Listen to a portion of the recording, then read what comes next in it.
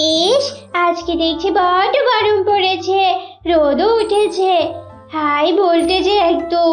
এত রোদে হাঁটতে হাঁটতে তো আমার গলা শুকিয়ে কাঠ হয়ে গেল। একটু যদি আশেপাশে কোনো জলাশয় পেতাম তাহলে একটু গলাটা ভিজিয়ে নিতাম। এসব বলে হরিণ ছানা সামনের দিকে যেতে থাকে। আর হঠাৎ সে একটা জলাশয় দেখতে পায়। আরে আরে, ওই তো একটা জলাশয়। যাই, তাড়াতাড়ি একটু পানি খেয়ে নেই। পানির পিপাসায় আমার বুকটা একদম ফেটেই যাচ্ছে। এসব বলে হরিণ ছানা যেই না জলাশয়ের কাছে যায়, অমনি সেই জলাশয়ে থাকা কুমির ভেসে ওঠে আর হরিণ ছানাকে দেখে বলে, এই হরিণ ছানা, আমার জলাশয়ে পানি খেতে এসেছিস? ভালোই করেছিস।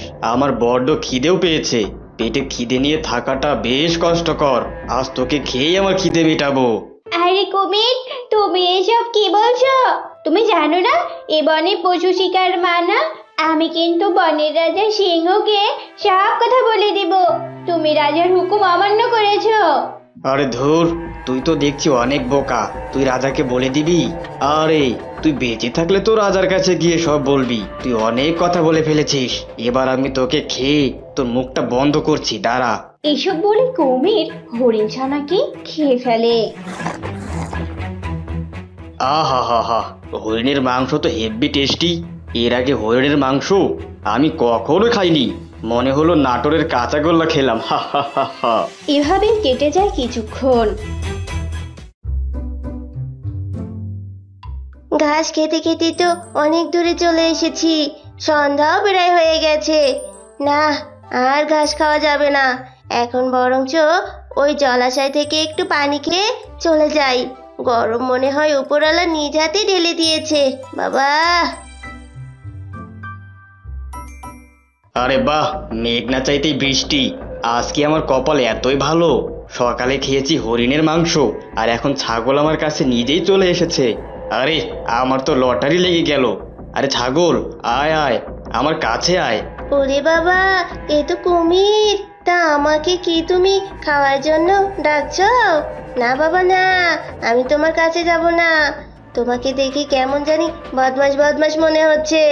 তোমার কাছে আমি যাই আর তুমি অমনি আমাকে পেটে ভরে দাও, তাই না? এটা একটা কথা বললি তুই? তুই হলি আমার সন্তানের মতো। তোকে ডাকলাম একটু ভালো মন্দ জিজ্ঞেস করার জন্য, আর তুই কি না আমায় ভুল বুঝলি? আরে আমাকে বিশ্বাস কর। ও তাই বুঝি? আমি তো ভাবলাম অন্য কিছু। ঠিক আছে, আমি একটু পানি খেয়ে তোমার কাছে যাচ্ছি। এসব বলে ছাগল ছানা যেই না পানি খেতে যায়, অমনি সেখানে একটি টুনি পাখি চলে আসে। দাঁড়াও, কুমিরের কাছে যেও না।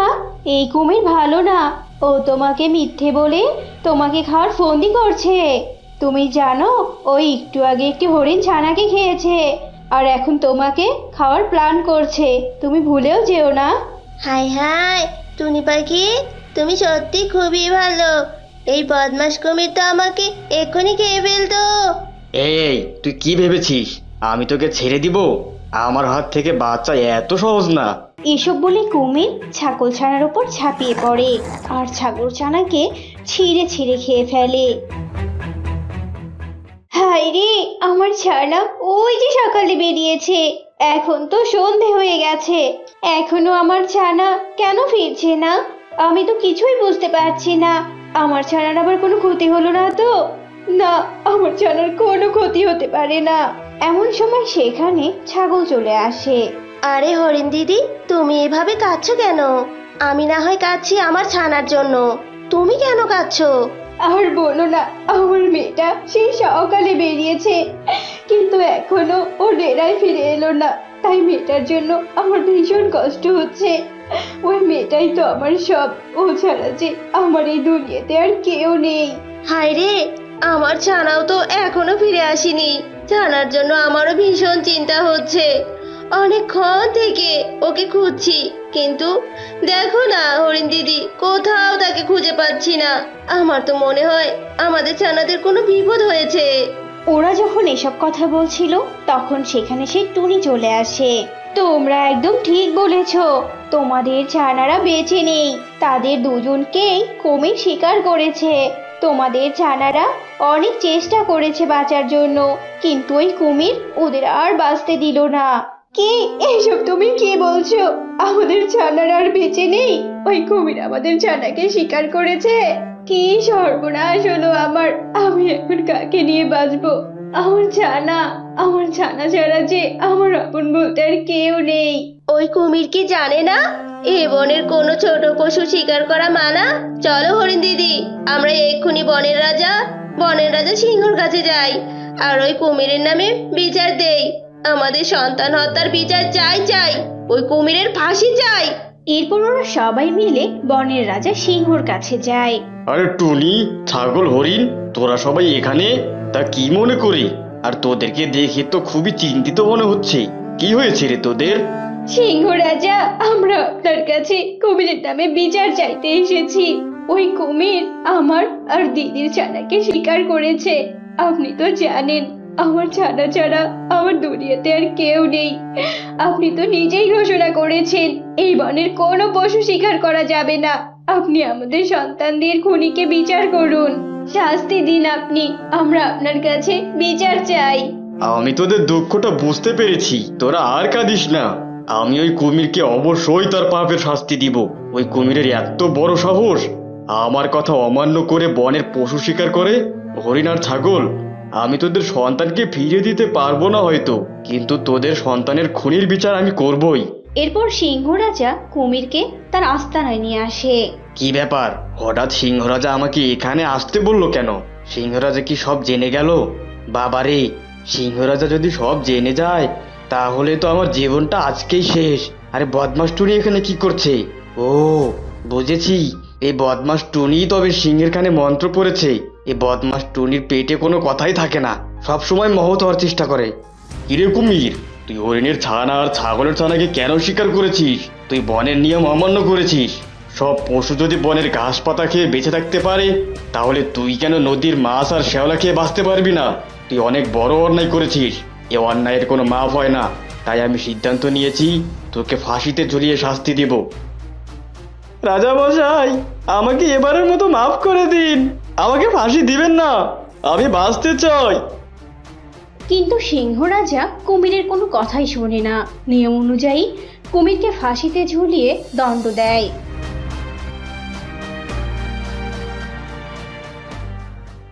পাহাড়তলি বনে মিচকে নামের একটি শিয়াল বাস করত।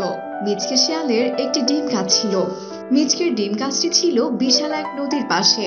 একদিন মিচকে শিয়াল তার ডিম গাছ থেকে ডিম খাচ্ছিল। তখন নদীতে থাকা একটি কুমির তা দেখতে পায়। এ আমি কি দেখছি? ওটা তো মিচকে শিয়াল, ও আবার ডিমের গাছ লাগিয়েছে। বাহ, এমন দৃশ্য তো আজকাল দেখাই যায় না। ডিমেরও আবার গাছ হয়। যাই, একটু কাছ থেকে দেখে আসি, আর মিচকের সাথে একটু গল্পও করে আসি। এই বলে কুমির মিচকে শিয়ালের কাছে যায় আর তাকে বলে, কি ব্যাপার মিচকে, কেমন আছো? তোমাকে দেখে তো মনে হচ্ছে তোমার দিনকাল খুব ভালোই যাচ্ছে। কি আজব ব্যাপার, এই গাছে দেখছি অনেক ডিম। তুমি তো অনেক পুষ্টিকর খাবার খাও, আর আমি পানিতে থেকে সারাদিনে কিছুই খেতে পারি না। নদীর শ্যাওলা খেয়েই দিন কাটাতে হয়। কুমির ভাই, আমাকে আর শিকার খোঁজার জন্য অন্য কোথাও যেতে হয় না, কারণ আমার এই ডিম গাছটা আছে। চাইলে তুমিও আমার সাথে ডিম খেতে পারো। কি কুমির ভাই, খাবে নাকি? আরে মিচকে, সত্যি তুমি আমাকে ডিম দেবে? তাহলে তো ভালোই হয়। কাল থেকে আমি একদম খালি পেটে আছি।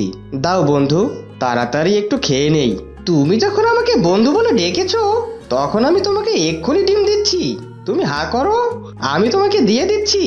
এই বলে মিচকে শিয়াল কুমিরকে ডিম দিতে থাকে, আর কুমির মনের সুখে তা খেতে থাকে।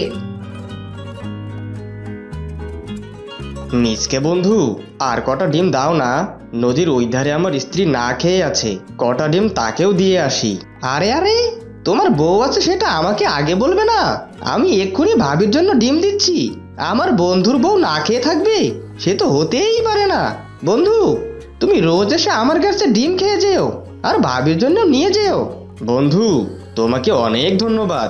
আজ তাহলে আমি আসি, কাল আমি আবার আসবো। এসব কথা বলে কুমির সেখান থেকে চলে যায়।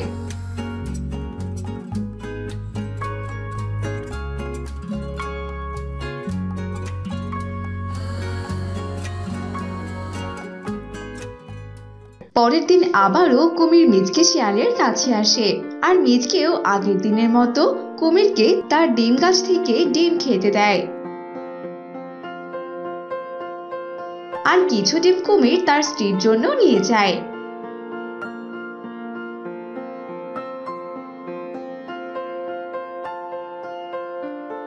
সত্যি তোমার বন্ধু খুব ভালো। এতদিন তো শুধু শ্যাওলা খেয়ে দিন কাটাতে হতো। শোনো, এর পরের বার থেকে তুমি আরো বেশি করে ডিম নিয়ে এসো, কেমন? ঠিক আছে বউ, তবে জানো কি, আজকাল এমন বন্ধু পাওয়া বড়ই ভাগ্যের ব্যাপার। কপাল গুনে এমন একটা বন্ধু পেয়েছি। এভাবেই কুমির রোজ রোজ মিচকে শিয়ালের কাছ থেকে ডিম নিয়ে খেত। এসব আবার খেয়াল করছিল এক গর্জিলা। আমি এ বনের একজন হিংস্র পশু হয়েও মিসকে ডিম খেতে পারছি না, শুধু দেখেই যাচ্ছি। এটা তো হতে পারে না। মিসকে, তোর ডিম খাবো এবং তার সাথে তোকেও কাচাচি বিয়ে খাবো। তোর কুমিরের সাথে বন্ধুত্ব করাটা আমি বের করছি। এসব কথা বলে গর্জিলা মিচকে শিয়ালের কাছে আসে। মিচকে গর্জিলাকে দেখে বলে, আরে গর্জিলা ভাই, তুমি? অনেকদিন পর তোমার সাথে দেখা। এসেছই যখন, তখন আমার গাছের কিছু ডিম খেয়ে যাও, তাহলে শরীরে অনেক শক্তি পাবে। তোর কি মনে হয় আমি কি এখন দুর্বল যে তোর ডিম খেয়ে শক্তিশালী হতে হবে? আরে বোকা, আমি তো এখানে তোকেই খেতে এসেছি। আগে তো ডিম গাছ থেকে ডিম খাবো, তারপর তোকে খাবো। হা হা হা। এই হারামজাদা বলে কি রে? এখন আমি কি করি? আমাকে একটা বুদ্ধি বের করতেই হবে। দাঁড়া গর্জিলা, আমাকে খাওয়া এত সোজা না। তুই হবি আজকে কুমিরের খাবার। গর্জিলা ভাই, আমাকে তো তুমি যখন তখন খেতে পারবে। তুমি কি জানো আমার একটা কুমির বন্ধু আছে? তার ছোট ছোট দুটো ছানা হয়েছে, তারা ওই ধারে থাকে। আগে তুমি ওই কুমিরের ছানা দুটোকে খাও, তারপর না হয় আমাকে খেয়েও। কিন্তু তুমি তো আবার ডাঙ্গার পশু, তোমাকে তো একটু কষ্ট করে পানিতে নামতে হবে। আরে মিসকি তো একদম ঠিক কথাই বলেছে। কুমিরের মাংস অনেক মজা। যাই, পানিতে নেমে কুমিরের ছানা দুটোকেই আগে খেয়ে নেই। ঠিক আছে, আমি নামছি, কিন্তু আমি সাঁতার জানি না। আমার কিছু হলে তুই একটু সাহায্য করিস। আরে সে কথা তোমাকে বলতে হবে নাকি? আমি কারেন্টের মতো নেমে তোমাকে উদ্ধার করব। ওরে বলদ গর্জিলা, তুই পানিতে নামলেই তো আর ওঠার মতো সুযোগ পাবি না। সোজা কুমির আর তার বউয়ের পেটে যাবি। সময় নষ্ট না করে নেমে পড়ো দেখি। বোকা গর্জিলা মিচকের কথা মতো নদীতে নামে আর নদীর মাঝখানে যেতে থাকে। তখন কুমির বলে, আরে বউ, আমার মনে হচ্ছে নদীতে কোনো বড় মাছ এসেছে। কতদিন পর এলো। চলো বউ, আজ আমরা দুজন মিলে ওই শিকারটাকে ধরবো। এই বলে কুমির আর তার বউ নদীর মাঝখানে যায়। আর গর্জিলাকে নদীতে দেখে তারা ভীষণ খুশি হয়ে যায়। তারপর তারা তেরে গর্জিলার সামনে আসে, আর গর্জিলা তাদের দুজনকে দেখে বলে, এ কি? এ তো কোনো ছানা নয়, এ তো বড় বড় দুটো কুমির। হায় হায়, পানিতে থেকে তো ওদের সাথে লড়াইও করতে পারবো না। এখন কি হবে? বজ্জাত মিচকে, তুই এভাবে আমাকে বোকা বানালি। এসব কথা বলতে বলতে দুই কুমির এসে গর্জিলাকে ধরে ফেলে। গর্জিলা পানিতে তাদের সাথে কোনো লড়াই করতে পারলো না, তাই গর্জিলার দুই কুমিরের হাতে মৃত্যু হয়। এভাবেই কেটে যায় বেশ কিছুদিন। একদিন কুমিরের স্ত্রী কুমিরকে বলে, ওগো, আমার শরীরটা না একদম ভালো না। আমি বৈদ্য কুমিরের কাছে গিয়েছিলাম। আসলে আমার যে অসুখ হয়েছে না, তা একটি মাত্র জিনিস খেলেই ভালো হবে। বউ, তোমার এমন অসুস্থ শরীর আমি দেখতে পারবো না। ওই জিনিস আমার কাছে যতই মূল্যবান হোক না কেন, আমি তোমার সামনে তা হাজির করেই ছাড়বো। বলো বউ, কি সেটা? আসলে বৈদ্য বলেছে শিয়ালের কলিজা খেলে নাকি আমি একদম ভালো হয়ে যাব। কিন্তু এই বনে তো শুধু একটাই শিয়াল আছে, তা হলো তোমার বন্ধু। তুমি যে করেই হোক বুদ্ধি খাটিয়ে তোমার বন্ধুকে আমার কাছে নিয়ে এসো। আরে এটা তো অসম্ভব। ওই মিসকে যে আমার প্রিয় বন্ধু, আমি এ কাজ কিছুতেই করতে পারবো না। বন্ধু হয়ে বন্ধুর সাথে এমন বিশ্বাসঘাতকতা আমার দ্বারা হবে না। আমি আর তোমার কোনো কথাই শুনতে চাই না। তুমি যদি শিয়ালের কলিজা এনে দিতে না পারো, তাহলে আমি এই নদী ছেড়ে আর তোমাকে ছেড়ে অন্য কোথাও চলে যাব, এই আমি বলে দিলাম। স্ত্রীর মুখে এমন কথা শুনে কুমির মিচকে শিয়ালের কাছে যায়। বন্ধু মিচকে, আমার বউ খুবই অসুস্থ। ও আর বাঁচবে কিনা তাও বলতে পারছি না। সে শুধু বারবার তোমার কথা বলছে, তোমাকে শেষবারের মতন দেখতে চাচ্ছে। তুমি কি আমার সাথে যাবে? আরে বন্ধু, ভাবি অসুস্থ আর আমি কিনা তার কথা রাখবো না? আমি অবশ্যই যাব। তুমি তোমার পিঠে করে আমাকে এক্ষুনি নিয়ে চলো। এরপর কুমির মিচকে শিয়ালকে নিয়ে যেতে থাকে।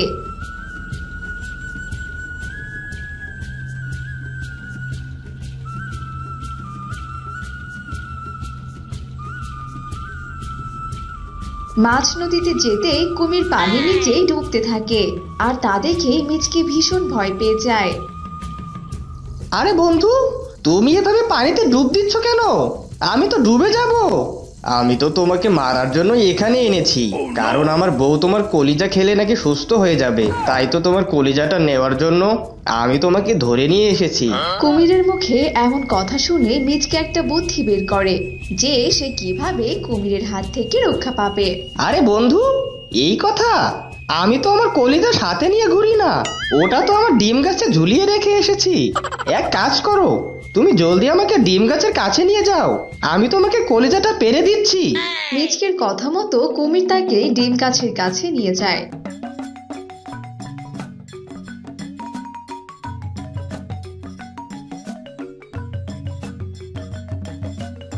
আর মিচকে এক লাফে ডাঙায় উঠে পড়ে আর হাসতে হাসতে বলতে থাকে, আরে বোকা কুমির, কেউ কি নিজের কলিজা কখনো বের করে রাখতে পারে? যাও, এবার তুমি তোমার নিজের কলিজা তোমার বউকে খাওয়াও গিয়ে। আর দেখে ছানাটি একটি নদীর ধারে গেছে আর বড় একটি রাক্ষসে পরিণত হয়েছে। এতদিন থেকে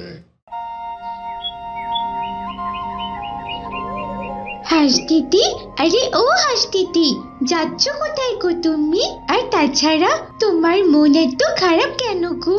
আজকাল যখনই তোমার দিকে তাকাই তখনই মনে হয় তুমি কোনো বিষয় নিয়ে চিন্তিত আছো। কি এমন চিন্তা করছো গো? হ্যাঁ মৌমাছি, এমনি এমনি কি আর আমি চিন্তিত থাকি? এই জঙ্গলে প্রায় সব পশু পাখিদের সন্তান আছে, তারা তাদের সন্তানকে নিয়ে কত খুশি থাকে, কিন্তু আমাকে দেখো, আমার কোনো ছানাপোনাই নেই। ও, এই ব্যাপার বুঝি। শোনো, তুমি কোনো চিন্তা করো না তো, দেখবে তোমারও কোনো না কোনো একদিন ঠিক ছানা হবে আর অনেক সুন্দর দেখতে হবে। তুমি এত ভালো, সৃষ্টিকর্তা নিশ্চয়ই তোমার জন্য ভালো কিছু রেখেছে। তাই যেন হয় মৌমাছি, এবার তবে আমি আসি কেমন? নদীর পাড়ে গিয়ে স্নান করতে হবে যে, যা গরম পড়েছে। এই গরমে আমি তো মনে হয় মরে যাব। মৌমাছির সাথে কথা শেষ করে হাঁস নদীতে যায় গোসল করতে আর মনের সুখে নদীতে গোসল করতে থাকে। আহা, শরীরটা আমার একেবারে ঠান্ডা হয়ে গেল। আরে আরে, নদীর পাড়ে ওটা আবার কিসের ডিম দেখা যাচ্ছে? যাই তো, গিয়ে একটু দেখে আসি তো। এরপর হাঁসটি সেই ডিমের কাছে যায় আর গিয়ে দেখে একটি হাঁসের ডিম পড়ে আছে। এমন সময় সেদিক দিয়ে সেই মৌমাছিটি যাচ্ছিল। মৌমাছি সেই ডিমের কাছে আসে। দেখো না মৌমাছি, একটা হাঁসের ডিম পড়ে আছে, আশেপাশে তো কাউকে দেখতে পাচ্ছি না। হ্যাঁ হ্যাঁ হাঁস দিদি, আমি বলি কি, তুমি এই ডিমটা নিয়ে যাও, এর মাকে তো কোথাও দেখতে পাচ্ছি না। না রে মৌমাছি, এভাবে না বলে কারো ডিম নেওয়া উচিত না। যদি এর মা ফিরে আসে তাহলে তো অনেক কাঁদবে, আর আমি নিজেকে তখন ক্ষমাই করতে পারবো না। আমার মনে হয় কি এর মা এখানে নেই, যদি থাকতো তাহলে তো এইভাবে নদীর পাড়ে ফেলে যেত না। আর তাছাড়া তুমি যদি এই ডিমটা না নাও তাহলে দেখবে কোনো দুষ্টু শিয়াল খেয়ে ফেলেছে। এরপর মৌমাছির কথা চিন্তা করে হাঁস সেই ডিমটা নিজের মুখে তুলে নেয় আর গুহায় গিয়ে ডিমটাতে তা দিতে থাকে। আমার সোনা ডিম ছানা, তোকে আমি সুন্দর করে তা দিয়ে এই সুন্দর পৃথিবীতে আনবো। এভাবেই হাঁসটি ডিমে তা দিতে থাকে।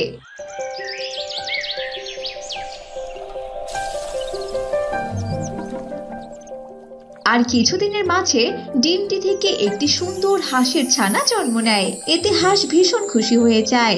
মারে, চল চল তাড়াতাড়ি চল, আজ তোকে নদীর পাড়ে সাঁতার শেখাতে নিয়ে যাব আমি। কিরে মা, শুনছিস আমার কথা? চল মা চল। আচ্ছা ঠিক আছে মা, চলো তবে, আজ নদীতে অনেকক্ষণ সাঁতার কাটবো আমি। এরপর হাঁস তার ছানাকে নিয়ে নদীর পাড়ের দিকে রওনা দেয়। পথে তাদের সাথে হরিণী আর তার ছানার দেখা হয়। আরে আরে হাসি, এটা তোমার মেয়ে বুঝি? বাহ, ভীষণ সুন্দর তো, একদম তোমার মতো হয়েছে। ধন্যবাদ দিদি, কিন্তু তোমার মেয়েও কিন্তু কম সুন্দর না। কি সুন্দর চোখ জোড়া। তো তোমরা মামে মিলে কোথায় গিয়েছিলে শুনি? কোথায় আবার যাব বলো, আমার মেয়েটাকে বনটা ঘুরে দেখাচ্ছিলাম আর কচি ঘাস খাওয়াচ্ছিলাম। মেয়েটা আমার ঘুরতে পেয়ে ভীষণ খুশি। এবার তবে চলি গো হাঁস দিদি। এরপর হরিণী সেখান থেকে চলে যায় আর হাঁসও তার মেয়েকে নিয়ে নদীর পাড়ে যায়। এভাবে সেই দিনটি কেটে যায় আর দিন পেরিয়ে রাত হয়ে যায়। পরের দিন সকালে হরিণীর কান্নার শব্দে সবার ঘুম ভেঙে যায় আর বনের সব পশু পাখি সেখানে চলে আসে।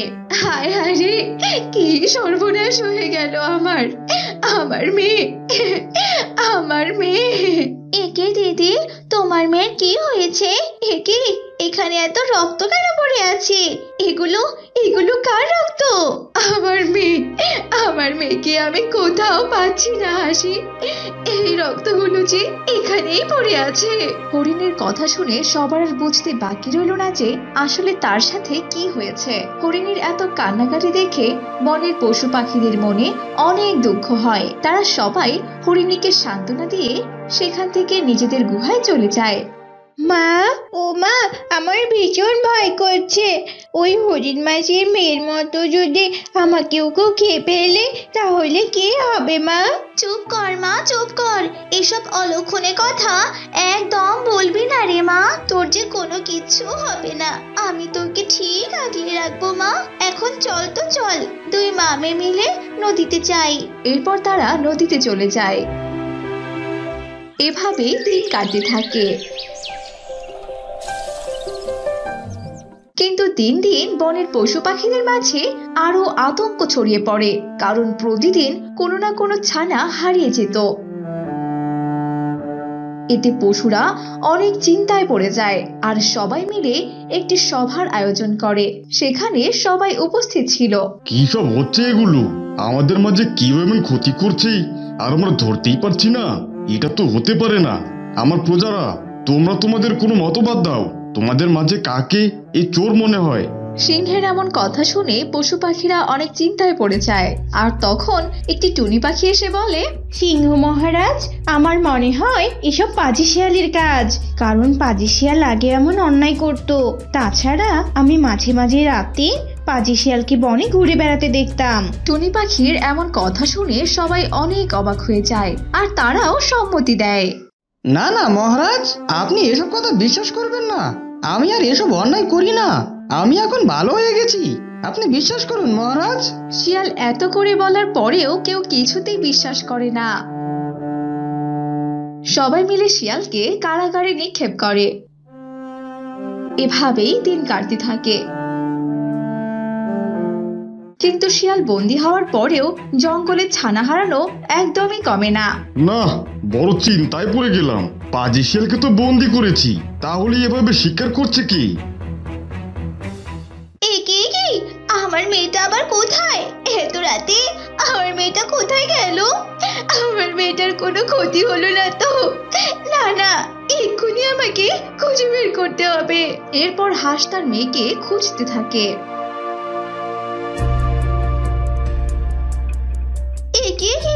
আমি কি দেখছি? আমার মেয়েটা এত রাতে ওভাবে হেঁটে হেঁটে কোথায় যাচ্ছে? না, পিছু গিয়ে একবার দেখি তো। এরপর হাঁস তার মেয়ের পিছু নিতে থাকে আর দেখে ছানাটি একটি নদীর ধারে গেছে। আর বড় একটি রাক্ষসে পরিণত হয়েছে। এতদিন থেকে বনে শিকার করে খাচ্ছি, আমাকে কেউ ধরতেই পাবে না। এভাবে হাঁস রূপে থাকতে আমার খুব ভালো লাগে। যাই, কাউকে শিকার করে খেয়ে গুহায় চলে যাই। ওই বোকা হাঁস আবার ঘুম থেকে উঠবে। এরপর হাঁস ভয়ার্ত হয়ে গুহায় চলে আসে। এদিকে হাঁস চিন্তায় পড়ে যায় কিভাবে সে তার ছানারূপী রাক্ষসকে বিনাশ করবে। এভাবেই রাত কেটে যায়।